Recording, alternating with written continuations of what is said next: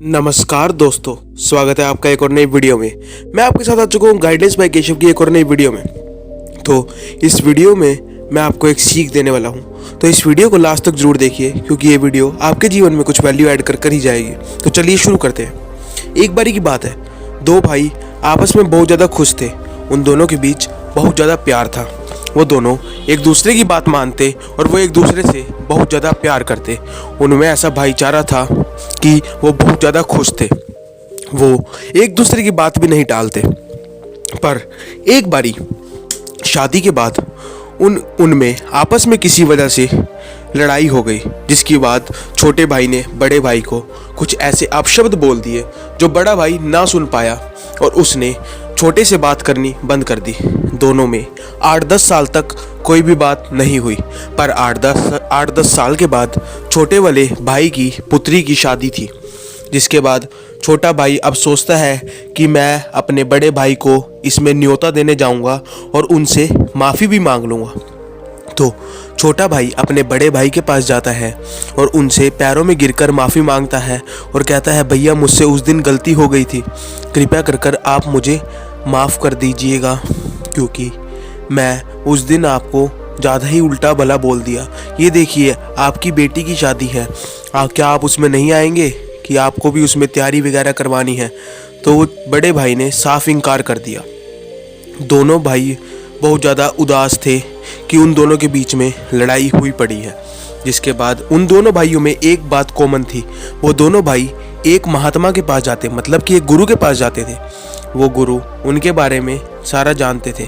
छोटा भाई उसी दिन महात्मा के पास गया। वो बहुत ज़्यादा उदास था, तो महात्मा ने उस छोटे भाई की उदासी को पहचान लिया और उस छोटे भाई से पूछा, पुत्र क्या कारण है, तुम आज इतने उदास क्यों हो?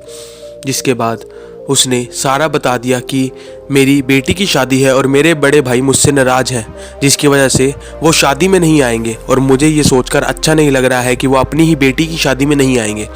मैंने उन्हें माफ़ी भी मांगी पर उन्होंने मुझे माफ़ नहीं करा। तो महात्मा उन्हें कहते हैं कि तुम ऊपर वाले पर विश्वास रखो, ऊपर वाला सब ठीक कर देगा। जिसके बाद वो छोटा भाई उदास मन से अपने घर चला जाता है। फिर जब बड़ा भाई शाम को आता है तो महात्मा उस बड़े भाई से पूछते हैं, तुम फिर कौन सी तैयारी करवा रहे हो अपने भाई की बेटी की शादी में? बड़ा भाई चुप हो जाता है एकदम। वो उसके अंदर जो सारा गुस्सा भरा हुआ था, महात्मा के पूछने पर वो महात्मा को सारी सच्चाई बता देता है कि उसका गुस्सा क्यों था और वो अपने भाई से क्यों ज़्यादा उदास था और वो शादी में भी नहीं जा रहा है क्योंकि उसके बड़े भाई ने उसका अपमान करा था। जिसके बाद गुरुदेव कहते हैं कि तुम्हें इस बात को कितने टाइम हो गया? तो वो बड़ा भाई कहता है कि इसको पूरे 10 साल हो गए हैं। अच्छा, तुम्हें 10 साल पुरानी बातें लाइन टू लाइन याद है? तो मुझे बस तुम इतना बता दो कि जो मैंने कल तुम्हें प्रवचन दिया था उसमें जो मैंने तुम्हें अच्छी बातें बताई थी वो एक बारी मुझे बता दो। जिसके बाद बड़ा भाई सोचने लग जाता है कि कल महात्मा ने क्या बताया था। जिसके बाद बड़े भाई को कुछ बातें तो याद भी नहीं आती। जिसके बाद महात्मा उसे समझाते हैं, ये देखो जो मैंने जो तुम्हें अच्छी बात बताई थी वो तुम्हें एक दिन भी याद नहीं रही, पर जब तुम्हारे भाई ने तुम्हें अपशब्द बोले वो तुम्हें एज इट इज़ याद है। जिसके बाद महात्मा ने उन्हें बताया कि हमें बुरी बातें तो भूलनी चाहिए क्योंकि बुरी बातें हमारे घर में द्वेष क्लेश कराती हैं।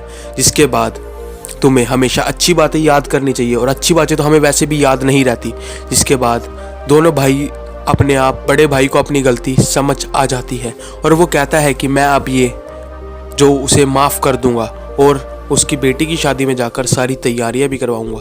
जिसके बाद वो छोटा भाई मतलब छोटे भाई के घर पर जाकर बड़ा भाई उन्हें कहता है कि बताओ क्या क्या तैयारियां करवानी है मुझे शादी में। जिसके बाद दोनों भाई बहुत ज़्यादा खुश हो जाते हैं। उन्हें ये सीख मिल चुकी थी कि जो हमारे साथ बुरा करता है उसे तो हमें भूल जाना चाहिए, क्योंकि जितने ज़्यादा हम इसे पाल कर रखेंगे वो हमें ही तकलीफ़ करेगी और हमारे रिश्ते में ही घाट डालेगी। जिसके बाद दोनों भाइयों में प्रेम दोबारा से बन जाता है और शादी भी ज़रूरी हो जाती है और शादी भी अच्छे से हो जाती है। तो गाइस कैसी लगी आपको ये वीडियो? इस वीडियो से आपको ये सीख मिलती है कि हमें बुरी बातें तो भूल जानी चाहिए और अच्छी बातें हमें याद रखनी चाहिए क्योंकि उससे हमारा जीवन बढ़िया रहता है। तो गाइस कैसी लगी आपको ये वीडियो? अगर जो आपको इस वीडियो से कुछ नया जानने को मिला हो तो हमारे चैनल को सब्सक्राइब और पेज को फॉलो जरूर कीजिए, क्योंकि हम आपके लिए डेली एक ऐसी इंटरेस्टिंग वीडियो लाते रहते हैं। तब तक के लिए धन्यवाद।